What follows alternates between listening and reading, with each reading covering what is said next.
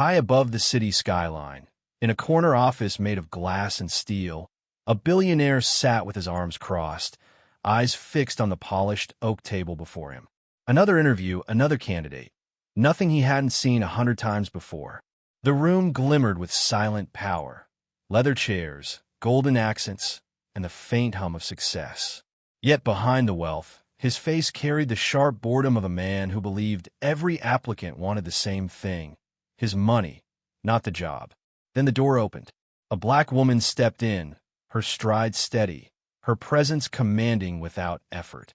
She wasn't overdressed, nor did she try too hard to impress, but there was something about her calm confidence that instantly unsettled him. He leaned forward, intrigued despite himself. What happened next was something no amount of money, power, or experience had ever prepared him for.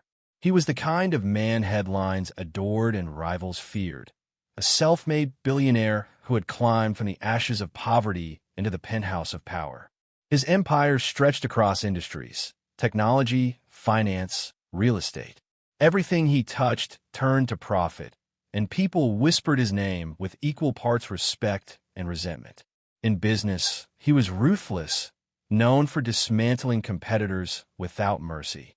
Success, for him, wasn't just measured in numbers, but in domination. And yet, beneath the empire lay a hollow truth. His wealth built walls around him, keeping out not only enemies, but connection. His arrogance was both armor and prison. He spoke to few, trusted even fewer, and treated most encounters as transactions. Even his hiring process reflected this cynicism. Interviews weren't about qualifications. He could buy skills anywhere. Instead, he used them as a test of character, a window into who people became under pressure. But candidates rarely surprised him. They lied, flattered, or cowered.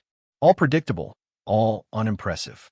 So when his assistant announced the next candidate, he leaned back, already certain it would be more of the same. He was a man impossible to impress, or so he thought. The door opened with a soft click, and she stepped inside. Tall, graceful, and composed, the black woman carried herself with a quiet dignity that demanded attention without asking for it. Her attire was professional, tailored yet modest, polished without extravagance. There was no desperate attempt to impress, no overplayed gestures of deference. Instead, she moved with the steady confidence of someone who knew her worth, regardless of the room she entered. Her resume spoke volumes: degrees, achievements, years of dedication, but she did not brandish it like a weapon. When she introduced herself, her voice carried a measured calm, each word clear, humble, and laced with conviction. She answered the first question with ease, not overselling herself, not undercutting either, just truth, plain and unshaken. Across the table, the billionaire studied her. He was used to watching candidates shrink beneath his cold, unblinking gaze. But this woman didn't fidget, didn't stumble, didn't flatter. Her calmness flowed like a steady current against the sharp edges of his authority. For the first time in years, the boredom that usually dulled his interviews began to lift. In its place came something rarer, something almost forgotten: curiosity. He leaned back in his chair, eyes narrowing as he fired off his usual questions. Those carefully designed traps that revealed desperation, weakness, or arrogance in seconds. Most applicants stuttered, scrambled for the right words, or tripped over themselves trying to please him. But not her. When asked about her greatest strength, she didn't cloak it in cliches. Resilience, she said plainly. Not the kind that's written in motivational books, the kind you earn when life keeps throwing obstacles and you keep standing. When he challenged her with a sharp remark about loyalty in a cutthroat industry, she didn't falter. Instead, she looked him in the eye and replied, "Loyalty isn't about obedience. It's about trust. If people can't trust their leader, loyalty becomes a leash, not a bond." The words hit him harder than he expected. Most people would have bent, softened their answers to match his tone. She did not. He pushed harder, asking rapid-fire questions, subtle provocations, even a mocking comment disguised as humor. Still, she remained unshaken, answering with clarity and poise. No flattery, no trembling, only truth. For a man who thrived on control, this was unsettling. His chest tightened with an unfamiliar sensation. Who is this woman? He thought, watching her with growing intrigue, his usual armor of arrogance beginning to crack. He asked her to describe her journey, expecting another rehearsed monologue filled with buzzwords. Instead, what he received was a story that silenced the room. "I wasn't supposed to be here," she began, her voice steady but laced with gravity. "I grew up in a neighborhood most people avoid. My mother worked 2 jobs just to keep the lights on. By the time I was 12, I was working too, cleaning houses, stocking shelves, anything to help." Her words carried no bitterness, only fact. She continued, "I was the first in my family to graduate from college. Not because it was easy, but because failure wasn't an option. I studied during night shifts, wrote essays on borrowed computers, and learned to push through doors that were slammed in my face." He listened, leaning forward despite himself. "There are people who underestimated me, sometimes because of my gender, sometimes because of my skin. Some said I didn't belong in the boardroom, that I should lower my expectations. But I didn't let their voices define me. I used them as fuel. Every no became a reason to find a way to yes." Her gaze didn't waver. She wasn't asking for sympathy, nor did she dramatize her struggles. She simply presented them as proof of her resilience. The billionaire shifted uncomfortably. His own rise, though difficult, had been powered by resources and opportunities he rarely acknowledged. He realized her road had been sharper, steeper, and lonelier. Yet here she sat, unbroken, unbitter, stronger than anyone he had ever interviewed. And for the first time in years, he felt moved. As the interview stretched on, he found himself studying her more than her words. It wasn't her resume that unsettled him, though it was impressive. It wasn't even her intelligence, though her insights cut sharper than most executives he paid millions to advise him. What truly shocked him was her fearless authenticity. For years, he had sat across from polished liars, candidates who rehearsed every line, executives who flattered his ego, and business partners who treated him as if he were a god to be appeased. Even his so-called friends only saw the billionaire, never the man. But this woman, she spoke to him plainly, without hesitation, without masks. When he tested her, she didn't flinch. When he challenged her, she didn't retreat. She didn't treat him as a prize to be won or a threat to be feared. She treated him like what he secretly longed to be, just another human being. The realization hit him like a sudden weight.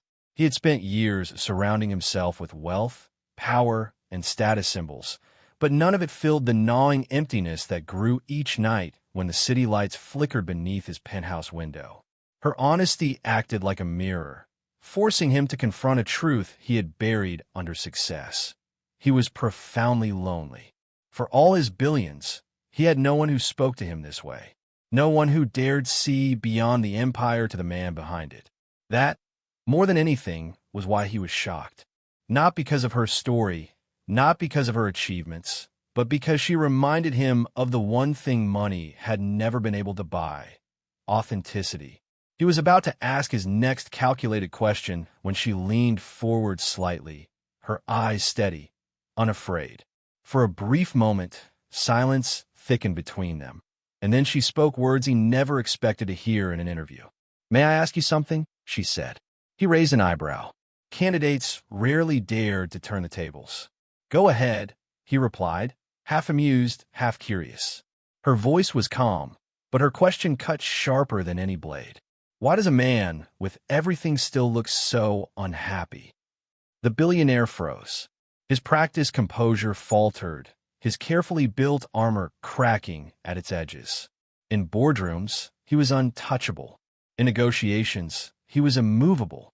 Yet here, in the quiet of his own office, a single question pierced deeper than any rival's attack.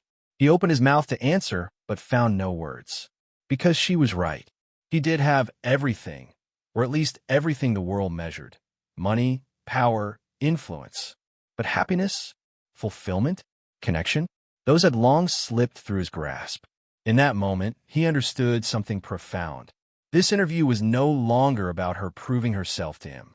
Somehow, without even trying, She was forcing him to rediscover himself, to confront the man behind the billionaire mask.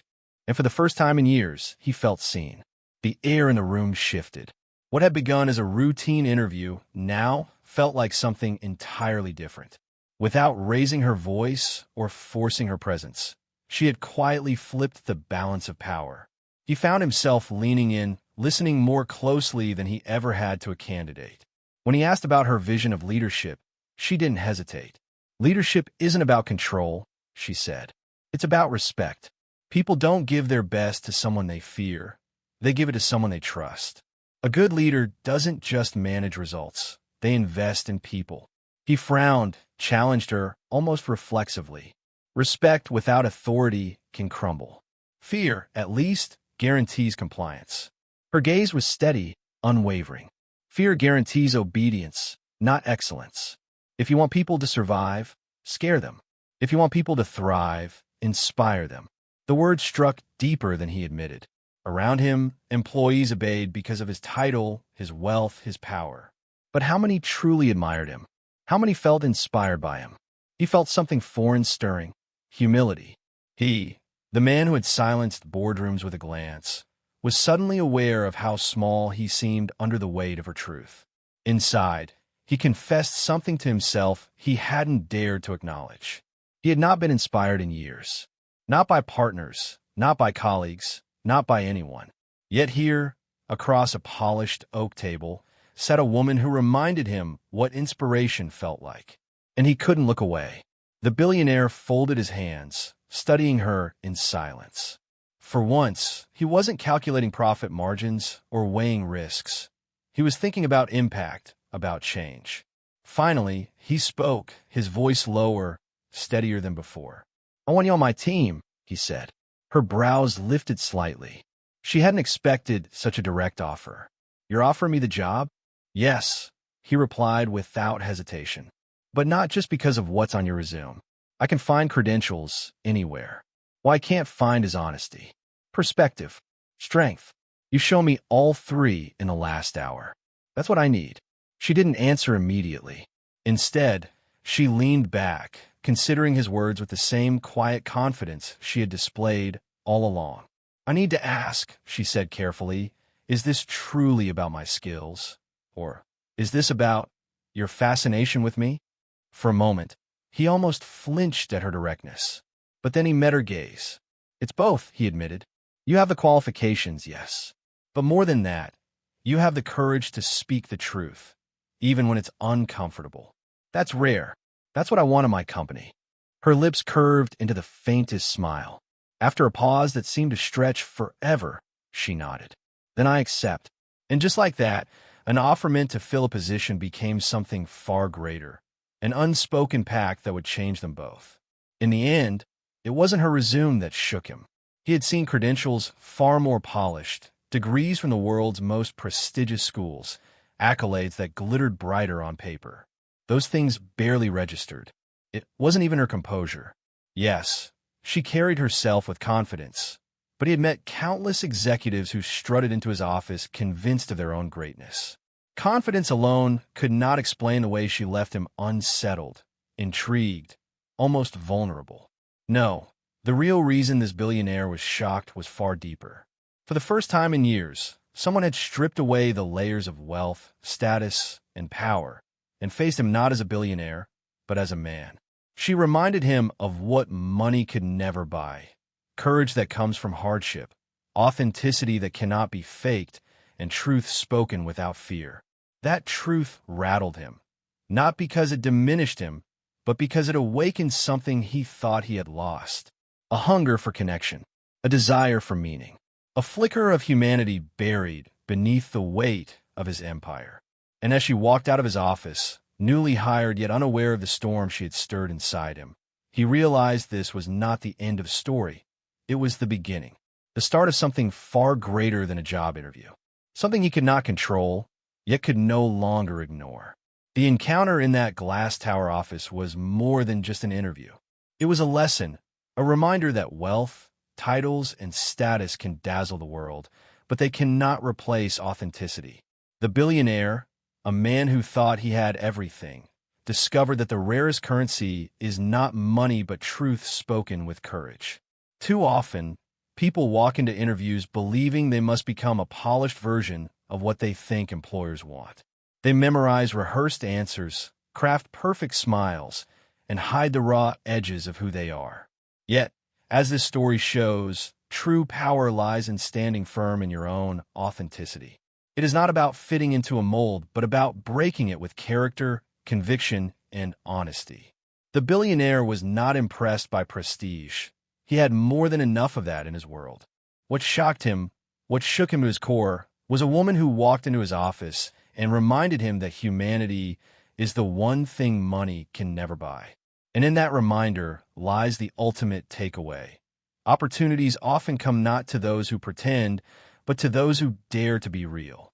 In a room full of riches, it was a woman's truth that shocked a billionaire into finally feeling poor, and that truth changed everything.